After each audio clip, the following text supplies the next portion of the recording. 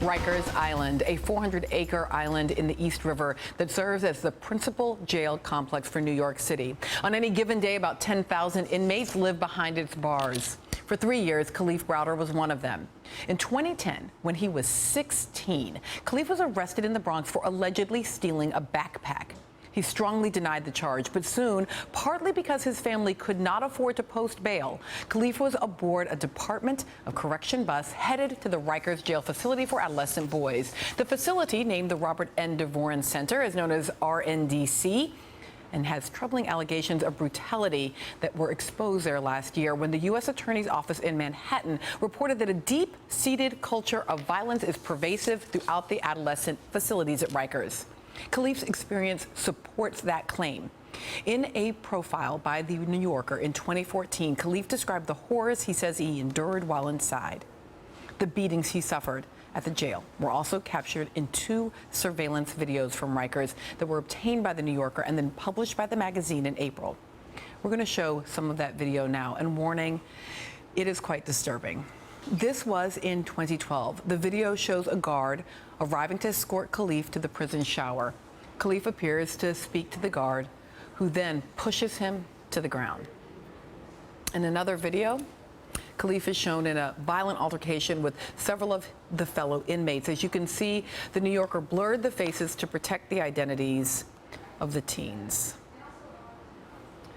Kalief also spent time in solitary confinement, 23 hours a day.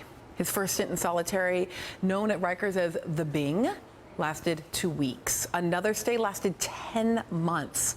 Throughout his ordeal, Kalief's case was repeatedly delayed by the courts, and Kalief maintained his innocence, rejecting several plea deal offers. By the time prosecutors dismissed the charges, Kalief had been imprisoned at Rikers for 3 years, nearly 2 of those in solitary confinement, and he never stood trial. He was never found guilty of any crime. Kalief was released May 30th, 2013, but his troubles were far from over. Troubles that led him to attempt suicide 6 times after his release. He could not forget the horrors he saw inside the jail, and he told The New Yorker, "Before I went to jail, I didn't know about a lot of stuff, and now that I'm aware, I'm paranoid. I feel like I was robbed of my happiness." Last Saturday, Kalief committed suicide at his family's home in the Bronx. He was 22 years old. The New York City Department of Correction is looking into the incident, a spokesperson told us. And in December, New York did away with solitary confinement for 16 and 17-year-olds, and the DOC plans to end punitive segregation for 18 to 21-year-olds by January 2016. Joining me now is Glenn Martin, president and founder of JustLeadership USA. How is it possible that a young person in our country, a citizen of our country, spends 3 years in jail without ever being found guilty of a crime, subjected to what at least some international bodies think of as torture, solitary confinement? The question, unfortunately, is probably how is it not possible? We have a culture of punishment. And here in New York and North Carolina specifically, we've decided to treat 16-year-olds as adults automatically, no discretion by judges.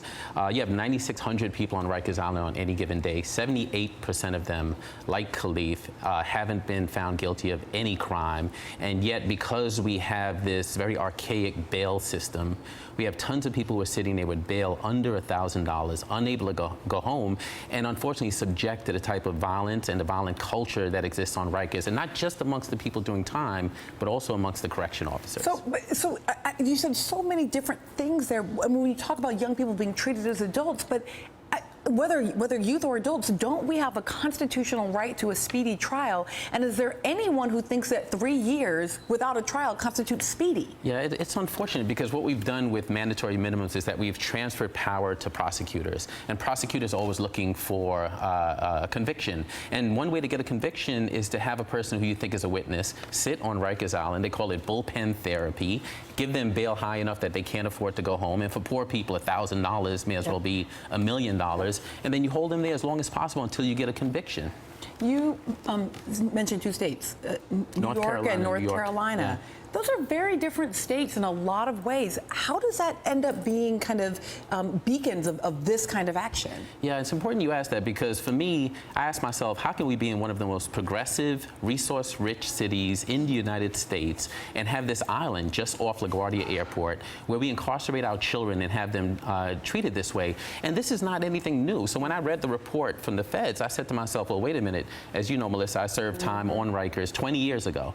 20 years ago, I served a year on Rikers Island. The conditions have not changed. Everything I read in that report existed 2 decades ago. So imagine how many of our children have been treated that way over the last 20 years. You just brought up another group of people here, and that is the feds or another institution.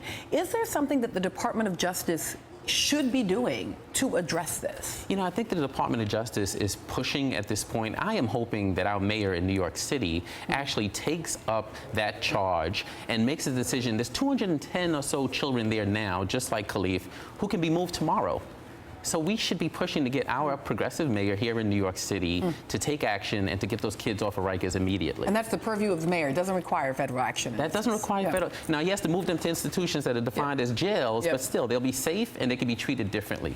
Up next, stay with us, Glenn. I want to add some other people to the table because up next, I also want to talk about an investigative report about the women at Rikers.